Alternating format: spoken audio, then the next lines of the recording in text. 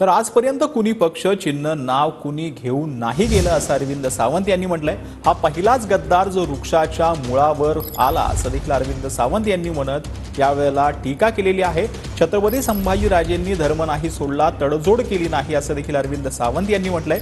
त्यावेळी त्यांना देखील बिनशर्त पाठिंबा देता आला असता असं देखील अरविंद सावंतांनी म्हटलंय. मनसेवर टोला लगावताना सावंतांकडून छत्रपती संभाजी महाराजांचं उदाहरण जे आहे ते देण्यात आलं. पक्ष कुठे घेऊन नाही गेला, नाव कुठे घेऊन नाही गेलं, चिन्ह कुठे घेऊन नाही गेलं. हा पहिला गद्दार आहे जो पक्ष आपल्या झाडाच्या मुळावर आला, वृक्षाच्या मुळावर आला. आणि म्हणून त्या वातावरणाचे ज्या पद्धतीनं उद्धवजी उभे राहिलेत, मला अभिमान वाटतो की एका स्वाभिमानी नेत्याचं काम करण्याचं भाग्य तुम्हा आम्हाला मिळालेलं आहे.